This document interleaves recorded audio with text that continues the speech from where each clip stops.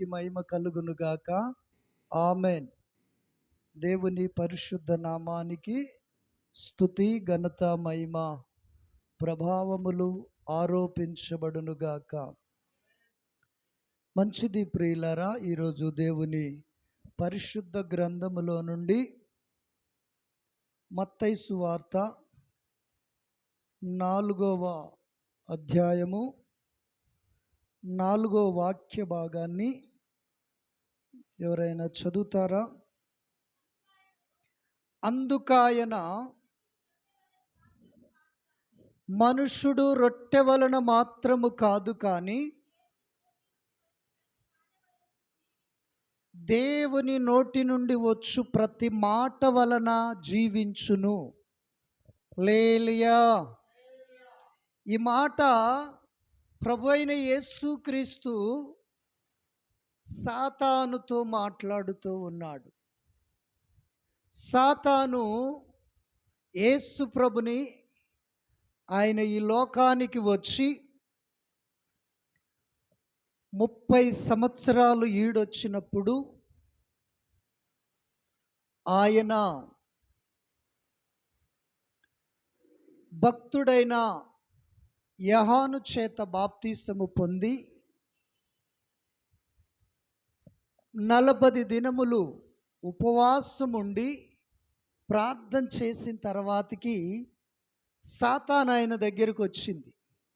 ఆయన దగ్గరకు వచ్చి అంటుంది కదా, నువ్వు 40 రోజులు 40 రాత్రులు నీళ్లు తాగక అన్నము భుజించక ఉపవాసం ఉన్నావు కదా, నీకు ఆకలి అవుతుంది కదా, నువ్వు సోలుగుతూ ఉన్నావు, నడవలేని స్థితిలో ఉన్నావు అని యేసయ్య మీద ఏదో సింపతి చూపినట్లుగా సాతాను మాట్లాడుతూ ఉంది. ఆయన అనంత జ్ఞాని, విశ్వ నిర్మాణకుడు, అంతరంగ భావాలను ఎరిగినవాడు గనుక సాతాను అంతరంగములో ఏమి కుయుక్తి ఉందో ఆయనకు తెలుసు.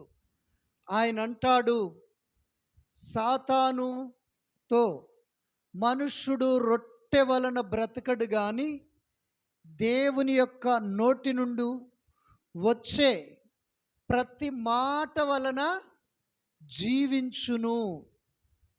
హల్లెలూయా. చూడండి, ఎంతోమంది ఆరోగ్యవంతులు, అన్ని రకాల వ్యాయామాలు చేసిన వారు, శరీర సంబంధమైన ఆరోగ్య విషయములో మంచి మంచి పదార్థాలను భుజించిన వారు, విటమిన్కు సంబంధించిన డ్రై ఫ్రూట్స్ తీసుకున్న వారు అకాల మరణము చెంది ఉన్నారు.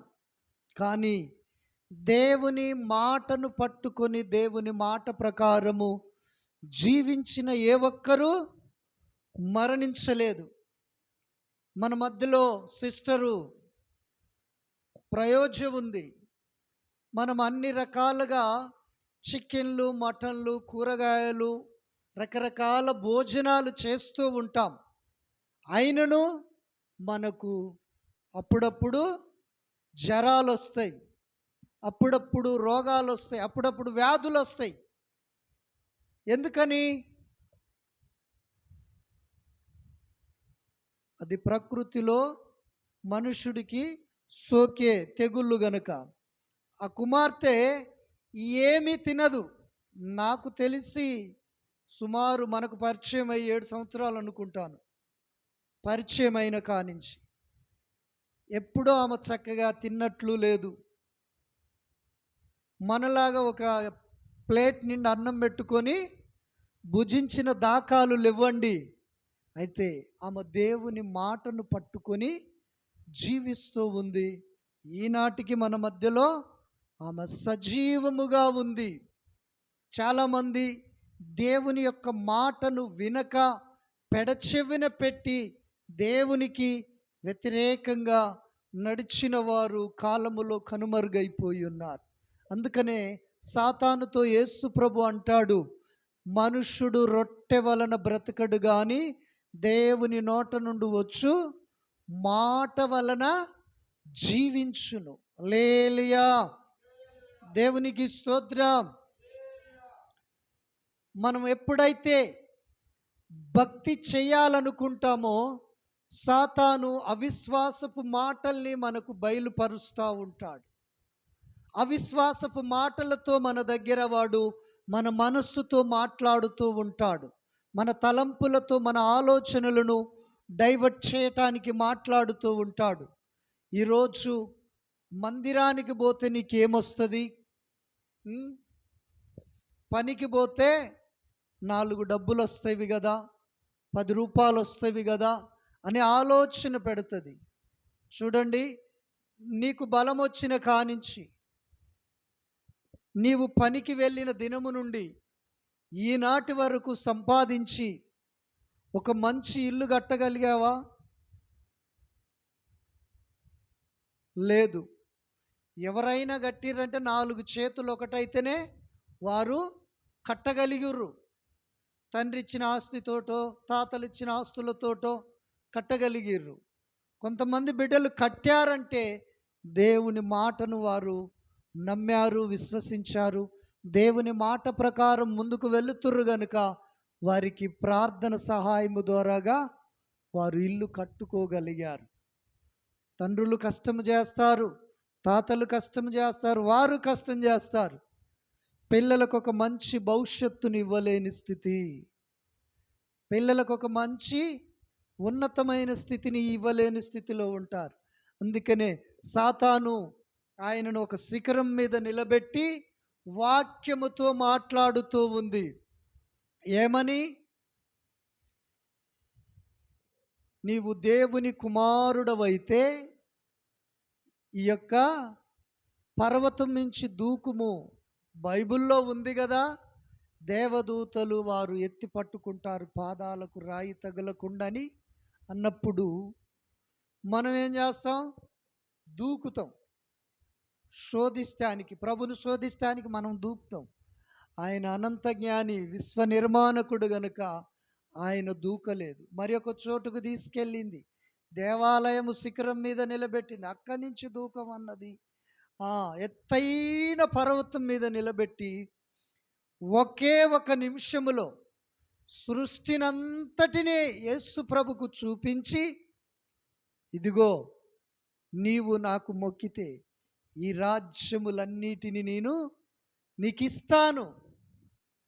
లోకములో ఉన్నది ఏదైనను అది సాతానుదే.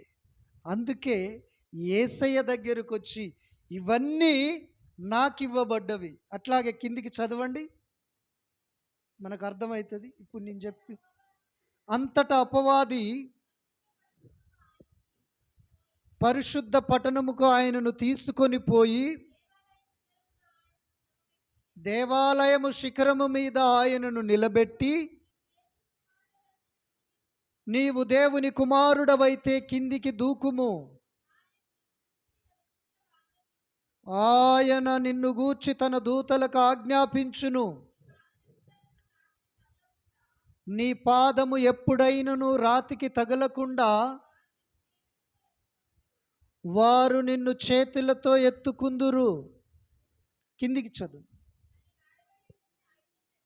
అని రాయబడి ఉన్నదని ఆయనతో చెప్పెను. అందుకు యేసు, ప్రభు అయిన నీ దేవుణ్ణి శోధింపవలదని మరి ఒక చోట రాయబడి ఉన్నదని వానితో చెప్పెను. మరలా అపవాది మిగులు ఎత్తైన ఒక కొండ మీదికి ఆయనను తోడుకొని పోయి ఈ లోక రాజ్యములన్నిటినీ వాటి మహిమను ఆయనకు చూపి, నీవు సాగిలపడి నాకు నమస్కారము చేసిన ఎడలా వీటి అన్నిటినీ నీకు ఇచ్చేదనని ఆయనతో చెప్పగా, వేసువానితో, సాతానా పొమ్ము, ప్రభు అయిన నీ దేవునికి మొక్కి ఆయనను మాత్రమే సేవింపవలెను. హల్లెలూయా. లోకము ఎవరిదండి? పరిశుద్ధ గ్రంథమైన బైబిల్ చెప్పుతూ ఉంది, సాతాను రాజ్యము సాతాను చేతిలో ఉన్నది. ఇగో, నాకు గనుక మొక్కితే ఇవన్నీ నా స్వాధీనములో ఉన్నవి నీకిస్తాను. ఎవడైనను లోకాన్ని ప్రేమిస్తే వానిలో దేవుని ప్రేమ ఉండదు. హల్లెలూయా. మనం ఎంతసేపటికి వాక్యాన్ని ప్రేమించాలి, వాక్యాన్ని నమ్మాలి, వాక్య ప్రకారము జీవించాలి. ఈ లోక సంబంధమైనది ప్రతి ఆశీర్వాదము దేవుడు నీకు ఇస్తాడు, ప్రతి దీవెన నీకు ఇస్తాడు. హల్లెలూయా.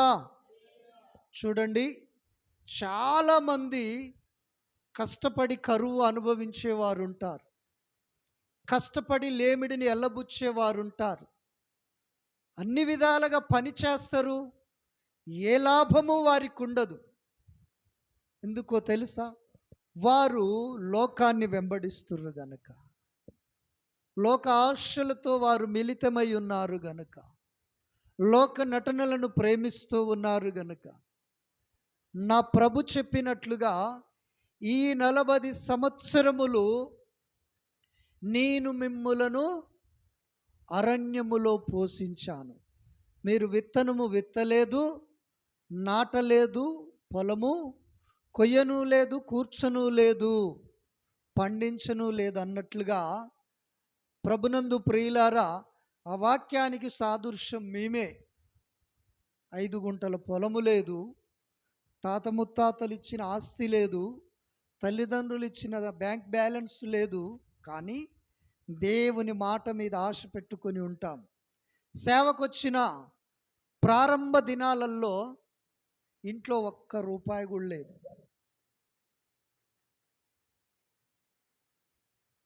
చాలా దరిద్రం, పేదరికం. అయినను మాకు ఆశ ఉంది, దేవుడు ఇస్తాడని, దేవుడు కార్యము చేస్తాడని.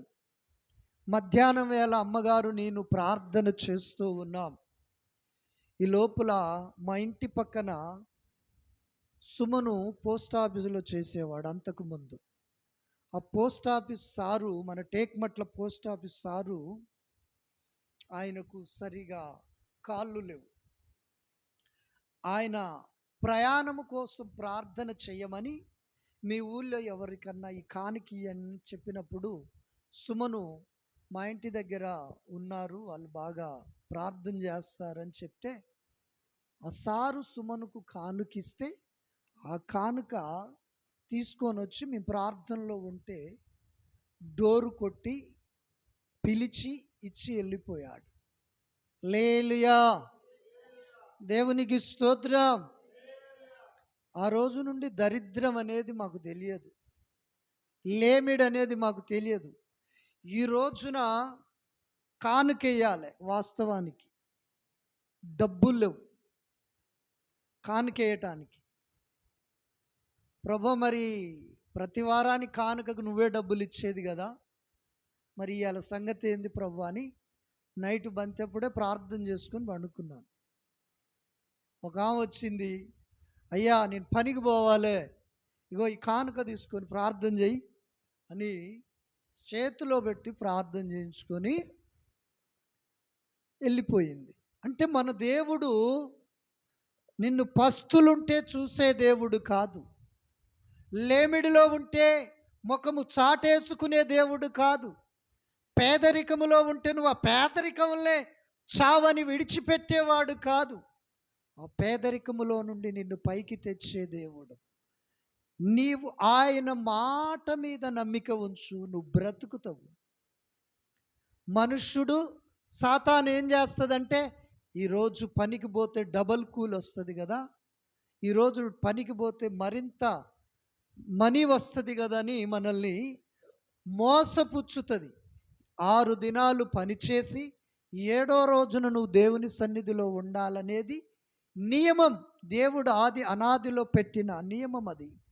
దానిని మనం ఉల్లంఘించటము ద్వారాగా మన కష్టాజీతాన్ని మనమే చేతులారా ఆ బజాట్లో బారేస్తున్నాం.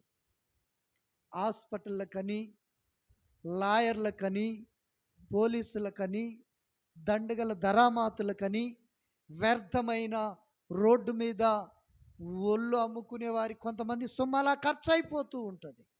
హల్లెలూయా. దేవునికి స్తోత్రం. కనుక నా ప్రియమైన దేవుని బిడ్డలారా, నీవు దేవుని మాట మీద నమ్మిక ఉంచు. యేసయ్యను శోధించిన ప్రభు సాతానుకు వైపు తిరగలేదు. మనం ఎప్పుడు అలాగ జీవించగలుగుతాం యేసయ్యలాగంటే, నువ్వు ప్రార్థిస్తే పరిశుద్ధాత్మ దేవుడు నీకు నాయకుడిగా ఉంటాడు. నువ్వు ప్రార్థిస్తే పరిశుద్ధాత్మ దేవుడు నిన్ను నడిపిస్తాడు. ఈరోజు ప్రయాణము చెయ్యాలా చేయకూడదా అనే విషయాన్ని ఆయన నీకు బయలుపరుస్తాడు. కొన్నిసార్లు మాకు ఎదురయ్యే సంభవాలు ఏంటంటే తెలుసా, ఆ విషయంలో కొన్నిసార్లు నేను అమ్మగారు డిస్కషన్ చేసుకొని ఉన్నాం. కొంతమంది గృహాలకు వెళ్ళినప్పుడు, కొంతమంది వ్యక్తులకు ప్రార్థించినప్పుడు ఆత్మ స్పందించదు, ఆత్మ పురికొల్పబడదు, ఆత్మ సైలెంట్ అయిపోద్ది, మౌనం అయిపోద్ది. అప్పుడు అమ్మగారు అంటది, ఏంది నువ్వు అలా ప్రార్థన చేసినావు అంటది. నేనేం చేసేది, నేనేదో మమకారానికి లోక మర్యాదకు 2 మాటలు అలా చేసి వచ్చేది. కానీ ఆత్మదేవుడు నన్ను పురికొల్పితే, ఆత్మదేవుడు నన్ను బలపరిస్తే, ఆ పరిశుద్ధాత్మ దేవుడు నా నోటిని విప్పితే నీకు అద్భుతము, ఆశ్చర్యం, మాత్కార్యము జరుగుతుంది. హల్లెలూయా. అమ్మగారు అనేది, నువ్వు స్వార్థంగా ప్రార్థన చేసినావు కానీ హల్లెలూయా, దేవుని ఆత్మకు స్వార్థము నిస్వార్థం ఏముండదు, అందరినీ సమానంగా ప్రేమిస్తుంది. కానీ ఆ టైములో అప్పుడు వాతావరణాన్ని పరిశుద్ధాత్మకు మనం అనుకూలపరచలేకపోవటం వల్ల అడ్డగించటము ద్వారాగా అక్కడ దేవుని కార్యం ఆగిపోతుంది. హల్లెలూయా. అందుకనే ఒక విశ్వాసి, అయ్యా నీ కుమారుడు వచ్చినప్పుడు, నీ దాసురాలు వచ్చినప్పుడు నీ ఆత్మకు నేను అడ్డుగా ఉండకూడదు, నీ ఆత్మకు నేను విరోధముగా అక్కడ నడవకూడదు, నీ ఆత్మను నేను ఎదిరించి ప్రవర్తించకూడదు, నీ ఆత్మను నేను ఎదిరించి మాట్లాడకూడదు, నీ ఆత్మకు అభ్యంతరాలను నేను తెలియపరచకూడదు ప్రభు అని నీ చిత్తానికి నేను శిరస్సు వంచుతానయ్యా అని. అయ్యా నీ దాసుడు నా ఇంటికి వచ్చినప్పుడు అతనిలో నుండి నువ్వు మాట్లాడయ్యా, నాకంతే చాలయ్యా, అతనిలో నుండి నువ్వు నాకు ప్రార్థన చెయ్యయ్యా, అంతే చాలయ్యా అనాలి. కానీ అక్కడేదో మన జ్ఞానాన్ని, మన తెలివిని, మన బలాన్ని మనము ఉపయోగించినట్లయితే పరిశుద్ధాత్మ దేవుడు సైలెంట్గా ఉంటాడు. నువ్వు సంపూర్ణంగా అప్పగించుకొని శిరస్సు వంచినట్లయితే యేసయ్య అక్కడ అద్భుతాలు చేయటం ప్రారంభిస్తాడు ప్రియులారా. హల్లెలూయా. అందుకనే దైవ సేవకులతో కానీ, దైవ సేవకురాలతో కానీ మనం మాట్లాడేటప్పుడు, ప్రవర్తించేటప్పుడు చాలా జాగ్రత్తగా ఉండాలి. వాళ్ళని నీ దగ్గరికి తీసుకొచ్చినప్పుడు వాళ్ళకై వాళ్ళు రారు. దేవుని ఆత్మ ఏదో రకంగా ఏదో కోణములో కార్యం చేయటానికి వాళ్ళని తోడుకొస్తాడు.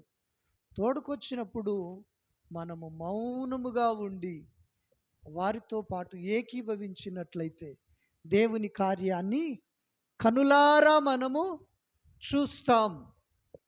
హల్లెలూయా. దేవునికి స్తోత్రం. చాలామంది హల్లెలూయా హల్లెలూయా అంటలేరు. జర్మనీ దేశము నుండి ఆఫ్రికా ఖండానికి మంచి దైవ సేవకుని సభలకు పిలుచుకొస్తూ ఉన్నారు. ఆఫ్రికా దేశములో ఉన్న కొంతమంది మతోన్మాదులు ఏం చేశారయ్యా అంటే, ఆ సేవకుడు వస్తే ఆఫ్రికా ఖండమంతా మారిపోద్ది, యేసయ్యను సొంత రక్షకుడిగా అంగీకరిస్తారని కొన్ని లక్షల డబ్బులు ఇచ్చి 2 మాంత్రికులను తీసుకొచ్చారు. బహిరంగ సభకు ప్లేసు ఏర్పాటు చేశారు, స్టేజి కట్టారు. అక్కడ క్రైస్తవ లోకమంతా చేరి పాటలు పాడుతూ ఉన్నారు. స్టేజి వెనకాల కొన్ని లక్షల డబ్బులు పెట్టి తీసుకొచ్చిన మాంత్రికులు కూర్చొని ఉన్నారు. ఈ లోపల దైవ సేవకుడు స్టేజి ఎక్కి, ఆయనకున్న ఒక మంచి అలవాటు ఏంటంటే, మైకు చేతిలోకి రాగానే లేలుయా అని గట్టిగా అంటాడట. స్టేజ్ వెనకాల ఉర్రు కదా, ఆ సేవకుడు స్టేజ్ మీదకి ఎక్కాడు, మైక్ తీసుకున్నాడు, లేలుయా అన్నాడు. స్టేజ్ వెనకాల ఇటొక్కడు అటొక్కడు కూర్చుని ఉన్నాడు. ఈయన ఎప్పుడైతే హల్లెలూయా అన్నాడో, వాడు పల్టీ కొట్టుకుంటూ ఇటు వస్తుండు, వీడు పల్టీ కొట్టుకుంటూ ఇటు వస్తుండు, వాడు పల్టీ కొట్టుకుంటూ ఇటు వస్తుండు. ఈయన హల్లెలూయా అనటం కథం, వాళ్ళు పల్టీలు కొట్టుకోవటం, అదే జరుగుతూ ఉంది. ఆ రోజు ఆ సభను ఆపలేకపోయారు. మరుసటి రోజున వాళ్ళ వల్ల కాక ఇంకిద్దరిని పిలిపించుకున్నారు. నలుగురు కలిశారు. ఏముంది, మరలా సేవకుడు వచ్చాడు, వీళ్ళు పాటలు పాడారు, సేవకునికి సమయం అప్పగిస్తే మరలా మైక్ తీసుకుని గట్టిగా హల్లెలూయా అన్నాడు. మళ్ళా అటిద్దరు ఇటిద్దరు పల్టీలు కొడుతూ ఉన్నారు. ఇక లాభం లేదని మూడో రోజు 6 గంటల నుంచే ప్రారంభించారు వాళ్ళు ప్రయత్నాలు చేయటం, మంత్రాలు చేయటం, చిల్లంగి క్రియలు చేయటం ప్రారంభించి ఉన్నాడు.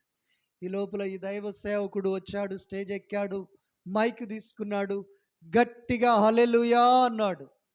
ఏమి లేదు, ఈ వెనకాల ఉన్నోళ్ళు రక్తం కక్కుకుంటా ఆ జనాల్లోకి వచ్చారు. అక్కడ కూర్చొని పొర్లుతూ ఉన్నారుగా. ఆ దైవ సేవకుడు హల్లెలూయా అన్నాడు, వాక్యం చెప్పాడు. ఎవరినైతే దేవుని శక్తి తాకిందో వారు వచ్చి సాక్ష్యాలు చెప్పాలి, ఎవరిపైకి దేవుని మహిమ, వెలుగు, ప్రసన్నత దిగి వచ్చింది అన్నప్పుడు అందరూ సాక్ష్యాలు చెప్పారు. కానీ ఈ నలుగురు యొక్క వస్త్రధారణ, భాష, ప్రవర్తన అంత వేరువేరుగా ఉంది. ఈ నలుగురు స్టేజ్ మీదకి వచ్చి, అయ్యా 3 రోజులు సంధి నిన్ను లేపేయాలని మేము మంత్రాలు చేస్తూ ఉన్నాం, 3 రోజుల సంధి మా వల్ల కాలేదు.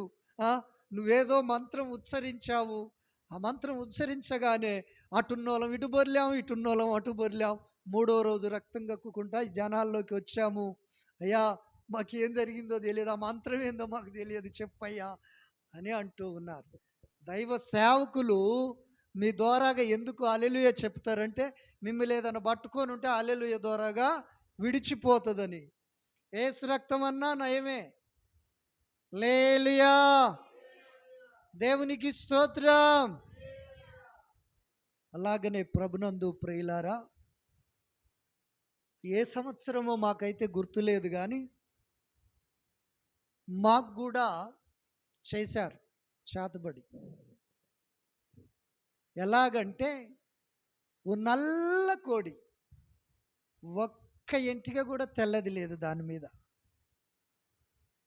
కోడి కాళ్ళు నల్లగానే ఉన్నాయి, ముక్కు నల్లగానే ఉంది, దానికి ఉన్న ప్రతి ఎంట్రుకలన్నీ, ఈకలన్నీ నల్లగానే ఉన్నవి. దాన్ని కాళ్ళు విరిచి, మెడ విరిచి మాకు చెయ్యాలని తీసుకొచ్చి మన పాత చర్చి దగ్గర ఇటు గోడ వెనకాలేశారు. ఆ కోడిని అక్కడున్న ఆ సాకుల బాబాయికి కూడా చూపించాం. ఇగో ఇట్లా మా చేతబడి చేసి ఇక్కడ వేసిపోయారని. అమ్మగారు ఎందుకో బయటికి వెళ్ళింది, చూసింది, ఇగో ఇక్కడ ఒక కోడి చచ్చిపోయి ఉంది, చూద్దురా అని పిలిచింది. మేము వెళ్ళి చూస్తే దానిని పిల్లి ముట్టలే, ఎంటువలు ముట్టలే, కాకులు ముట్టలే, కుక్కలు ముట్టలే, కాకపోతే లైట్గా సీమలు వచ్చాయి. దాన్ని కట్టెతోటి అంత దగ్గరికని దాని మీద కట్టెలేసి కాలిసాం. హల్లెలూయా. కనుక ఎవడైతే నమ్మి బాప్తీసం పొందుతాడో వాడు రక్షింపబడును, వాని యందు ఈ సూచక క్రియలు కనబడును, వాడు దయ్యాలను వెళ్ళగొడతాడు. విషకరమైనది అని మీరేమైనా తాగేరు, తాగొద్దు. మీ విశ్వాసం అంత గట్టిది కాదు కనుక విషము తాగినా వానికి ఏం చేయదట. పాములను, నాగుబాములను త్రొక్కెదరు అని రాయబడింది. కనుక నా ప్రియమైన దేవుని బిడ్డలారా, నిజంగానే పౌలు తెలియక ఓ పామునిట పట్టుకున్నాడు కర్రలనుకొని. అది ఆయన చేతి చిటికన వేలుకు పట్టుకొని ఉన్నది. ఆయన ఏం చేశాడు, దాన్ని ఇలా జాడించేశాడు. అది కట్టెలబడి కాలిపోయింది. అక్కడున్న అడవిలో ఉన్న అడవి జాతి ప్రజలు ఏమంటున్నారు, ఇగో ఇతడు నిజముగా దుర్మార్గుడు, మన దేవత ఇతన్ని శిక్షిస్తుంది, ఇతడు ధర్మ విరోధి, అందుకనే పాంగరిచింది చచ్చిపోతాడులే అని ఇక కాసేపటికి నురుగు గక్కుతాడు, కళ్ళు తిరిగి కింద పడిపోతాడు, చచ్చిపోతాడని అనుకుంటున్నారు. ఒక గంట సేపు అయిన తర్వాత అతని వైపు చూసి ఇతడు దేవత అని సాక్ష్యం ఇచ్చారు. ప్రియులారా, పరిశుద్ధ గ్రంథములో ఆ మాట రాయబడటానికి కారణం ఏంటంటే, పౌలును పాము కరిచింది, విషం పారలే అంటే ఆయన విశ్వాసం ఎంత గొప్పదో తెలుసా? కరిచిన ఏలు వైపు, పాము వైపు, విషం వైపు చూడలే. నాలో ఉన్నవాడు లోకములో ఉన్నవాని కంటే గొప్పవాడు అని విశ్వసించాడు, నిరీక్షించాడు. గనుక నా ప్రియమైన దేవుని బిడ్డలారా, సాతాను నిన్ను కలవర పెడుతుంది, సాతాను నిన్ను భ్రమపరుస్తుంది, సాతాను నిన్ను పలు విధాలుగా చంచలమైన మనస్సును పుట్టించి నువ్వు అక్కడికి వెళ్ళి ఇక్కడికి వెళ్ళి అజ్జయ్ ఇచ్చేయి, అంతరం కట్టుకో, మసి పూసుకో, అది రాసుకో, ఇది రాసుకో, అజ్జయ్, అది దాటు, ఇది దాటు, చెత్త అదంతా. వాని బాగు చేయటమే నువ్వు వెళ్ళి. కానీ యేసయ్య మీద నమ్మికుంచు, నీ నమ్మిక ప్రకారం నీకు దేవుడు కార్యం చేస్తాడు. యేసయ్య మీద విశ్వాసం ఉంచు, నిన్ను ఆయన బాగు చేస్తాడు. ప్రియులారా, హల్లెలూయా, దేవునికి స్తోత్రం. కనుక సాతాను నువ్వు ప్రార్థన చేస్తున్నావా? ఎన్ని రోజులు చేస్తావులే, ఇన్ని రోజులు చేస్తే కార్యం అయింది, ఇప్పుడైతాది అని నిన్ను అపనమ్మికలోనికి ప్రేరేపిస్తుంది, అవిశ్వాసములోనికి నిన్ను నడిపిస్తుంది, నిన్ను ప్రార్థన చెయ్యకుండా డిస్టర్బ్ చేస్తుంది, కలవరపరుస్తుంది. యేసయ్యను 3 విధాలుగా అలాగనే భ్రమపరచాలని చూసింది, అవిశ్వాసం పుట్టించాలని చూసింది. కనుక నా ప్రియ సంగమా, సంఘ బిడ్డలారా, నువ్వు ప్రతిరోజు బైబిల్ చదవాలి, ప్రార్థన చేయాలి, ప్రార్థన చేయాలి, బైబిల్ చదవాలి. నీకు ఏమీ లేకపోయినా పర్వాలేదు. మీ అందరికీ తెలిసిన విషయమే, కరోనా వచ్చినప్పుడు రామకృష్ణ అట చనిపోయిండట, జేసీబీ తీసుకొచ్చి అక్కడ గుంట తీసి గుంటలో బూడిపేశారట. ఊళ్ళో టాకు, రామకృష్ణ అట మిషన్లో వేసి కాల్ చేశారట. నా దగ్గరకు వచ్చిన వాళ్ళు కూడా అంటూర్రు, దేవుడు బ్రతికిస్తే బ్రతికించాలి, అంతే, ఏం లేదు, అయిపోయింది ఈయన పని అన్నారు. నా దగ్గరకు వచ్చిన వాళ్ళతో నేను చెప్తున్నాను, ఒకని ఆయుష్ ఆశీర్వాదము సాతాను చేతిలో లేదు, డాక్టర్ చేతిలో లేదు, నా దేవుని చేతిలో ఉంది. ఆయన నన్ను ఎందుకు పిలుచుకున్నాడో ఆ పనంతా నేను నెరవేర్చేంత వరకు నన్ను చెయ్యి విడిచిపెట్టడు అని నేను చెప్పేవాడిని. అమ్మగారితోటి కూడా అదే అనేది. ఆమె వచ్చి అటు ఇటు చూసి అందరి మాటలు విని కృంగిపోయినప్పుడు, ఒకని ఆయుష్ ఆశీర్వాదము దేవుని వశమై ఉన్నది అని చెప్పేవాడిని. హల్లెలూయా. బైక్ మించి పడ్డప్పుడు కూడా, అప్పుడు కూడా నాకు కూడా ఆశ లేదు.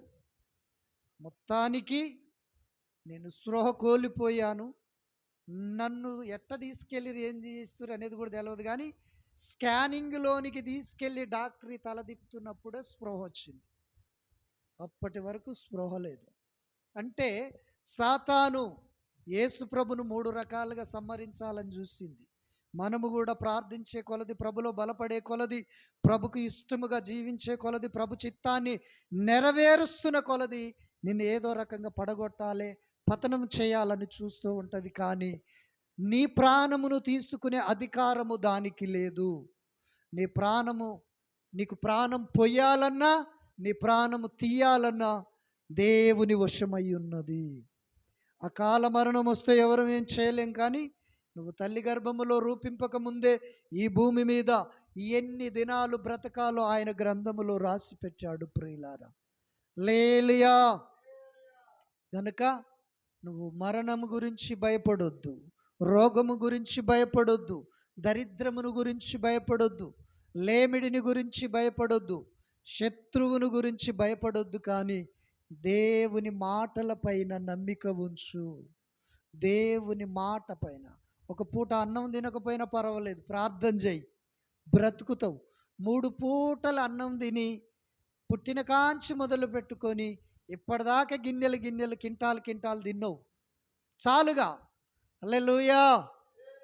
ఒక పూట కడుపు మార్చుకొని ప్రార్థన చేయి, నీ కార్యాన్ని దేవుడు జరిగిస్తాడు, నీ పనిని దేవుడు సఫలము చేస్తాడు, నీ పక్షమును దేవుడు నిలబడి విజయాన్ని ఇస్తాడు. నీవు పొందలేనిది పొందుకునే స్థితిలో నా దేవుడు నిన్ను నిలబెడతాడు. అందుకనే సాతానుతో దేవుడు మాట్లాడుతున్న మాట, మనుషుడు రొట్టె వలన బ్రతకడు గాని దేవుని నోట నుండి వచ్చు మాట వలన బ్రతుకును. ఈనాటికి ఈ యొక్క 10 సంవత్సరాల అనుభవములలో మేము ఎలా బ్రతుకుతున్నామో తెలుసా మీకు? కీర్తనలు 21 మేమే మీకు సాక్ష్యము, ఎక్కడో మీకు కాదు సాక్ష్యం. 121 సారీ,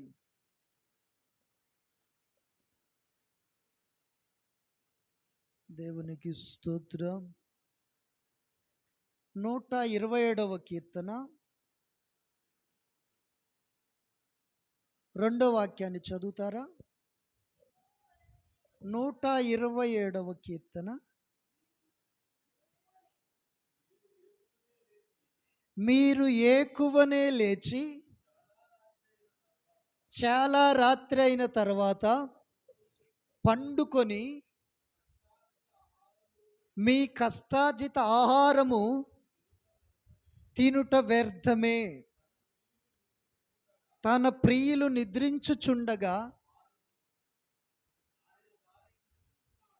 ఆయన వారికి ఇచ్చుచున్నాడు. చాలు. హల్లెలూయా. నీవు రేయనక రాత్రనక కష్టపడి పనిచేసి చాలా రాత్రి అయిన తర్వాత నీ కష్టాన్ని నువ్వు భుజించి పండుట వ్యర్థమే. కానీ తన ప్రియులు నిద్రించుచుండగా ఆయన వారికి ఇచ్చుచున్నాడు. హల్లెలూయా. మేమే పని చేయం, యేసే పని మాత్రమే చేస్తాం. ఎక్కడ కూలికి వెళ్ళాం, వ్యాపారం చేయం, ఏ బిజినెస్ చేయం, ఏది చేయం. అయ్యా నువ్వు ఇస్తే తింటాం, ఇవ్వకపోతే ఉపవాసంతో నీకు ప్రార్థన చేస్తాం. నువ్వు ఎక్కడికి వెళ్ళామంటే అక్కడికి వెళ్తాం. ఏ ఇంట్లో ప్రార్థన చేయమంటే ఆ ఇంట్లో ప్రార్థన చేస్తాం. కానీ ఏదో తినటానికి బ్యాగ్ సంకనేసుకొని ఇల్లు తిరిగి ప్రార్థన చేసి 100 తెచ్చుకునే టైపు కాదు మాది. హల్లెలూయా. దేవునికి స్తోత్రం. మేము నిద్రిస్తుండగా మాకు దేవుడు సమస్తాన్ని ఇస్తూ ఉండు. నువ్వు 6 దినాలు పనిచేసి దేవుని సన్నిధిలో 7వ రోజున కనబడు. నీ 6 దినాలు 7వ రోజున నువ్వు దేవుని సన్నిధిలో కలిపావు కదా, నువ్వు మరలా సోమవారం వెళుతావే, ఈ 7 దినాల ఇలువ ఆ రోజు నీకు ఇస్తాడు. నువ్వు 7 దినాలు పనిచేసిన, నెలంతా పనిచేసిన నీ ఇంట్లో నెల వచ్చేసరికి 1000 రూపాయలు కూడా మిగులవు. ఎందుకు? దరిద్రం. దేవునికి ఇచ్చే సమయాన్ని దేవునికి ఇవ్వాలి. దేవుని మాటకు లోబడు, దేవుని మాట ప్రకారం జీవించు, దేవుని మాట ప్రకారము నడుచు, దేవుని మాట ప్రకారము బ్రతకటము నేర్చుకో. నీకొచ్చే 10 రూపాయలను దేవుడు 10,000 వచ్చే వానికంటే ఎక్కువ ఆశీర్వాదమునిస్తాడు. ఎందుకో తెలుసా? నీ కష్టాజితానికి యెహోవా ఆశీర్వాదము తోడై ఉంటుంది. నరుని కష్టాజితము యెహోవా ఆశీర్వాదము కంటే ఎక్కువ కాదు. హల్లెలూయా. తన ప్రియులు నిద్రిస్తుండగా ఆయన వారికి ఇచ్చుచున్నాడు. నువ్వు రేయనక పగలనక కష్టము చేసి ఏదో రాత్రి వచ్చి తిన్నా అది వ్యర్థమే అంటున్నాడు దేవుళ్ళు. దేవునికి సమయాన్ని, దేవుని మాట నమ్ము, దేవుని మాట ప్రకారము జీవించు, దేవుని ఆజ్ఞలను పాటించు. అప్పుడు దేవుడు నీ పాడి పంటను, నీ భూఫలమును, గర్భఫలమును, చేతి పనులను దీవిస్తాడు. మనుషుడు రొట్టె వలన బ్రతకడు గాని దేవుని నోట వచ్చు ప్రతి మాట వలన జీవించును. ఆమెన్. దేవుడి మాటలు మనందరికీ ఆశీర్వాదకరముగా మార్చునుగాక. ఆమెన్.